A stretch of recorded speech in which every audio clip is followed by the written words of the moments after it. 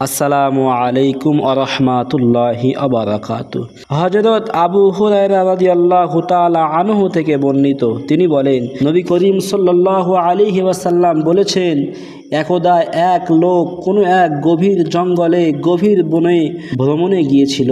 হঠাৎ এক টুকরো মেঘ থেকে অদৃশ্য আওয়াজ শোনা গেল, অমুক ব্যক্তির বাগানে পানি বর্ষণ করো। হঠাৎ এক টুকরো মেঘ থেকে আওয়াজ শোনা গেল যে অমুক ব্যক্তির বাগানে পানি বর্ষণ করো। তৎক্ষণাৎ একখণ্ড মেঘ এসে বাগানের উপরে স্থির হলো এবং প্রচুর বৃষ্টিতে বাগান ভরে গেল। বৃষ্টির পানি নালা দিয়ে বয়ে চলল এবং ওই ব্যক্তি পানির স্রোত কোথায় যায় তা দেখার জন্য অনুসরণ করে চলল। ক্ষণিক পথ অতিক্রম করার পরে কিছু পথ যাওয়ার পর সে দেখতে পেল এক ব্যক্তি কোদাল দিয়ে ক্ষেতের আল বেঁধে আগত পানি নিজের বাগানে আটকে রাখছে।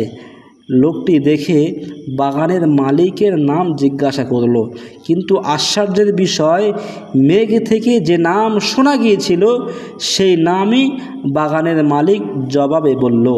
এরপর বাগানের মালিক তার নাম জিজ্ঞাসা করার কারণ জানতে চাইলে লোকটি বলল, ভাই, আপনি যে মেঘ হতে পানি বর্ষিত হয়ে এখানে এসেছে, সেই মেঘ থেকে একটি আওয়াজ আমি শুনতে পেয়েছি যে আপনার নাম করে বলছে যে অমুকের বাগানে বৃষ্টি বর্ষণ করো।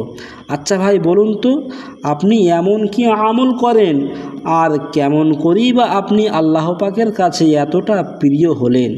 বাগানের মালিক জবাবে বলল, যা কিছু আল্লাহর হস্তে করা হয় তা তো বলতে নেই, তথাপিও আপনার অনুরোধে আমি বলছি, এই বাগানে উৎপন্ন ফসলাদির 3 ভাগের 1 ভাগ আমি আল্লাহর রাস্তায় খরচ করি, আর বাকি 2 ভাগের 1 ভাগ আমি আমার স্ত্রী ছেলে মেয়ে সহ নিজে ভোগ করি এবং আর 1 ভাগ বাগানের তত্ত্বাবধানকল্পে ব্যয় করি।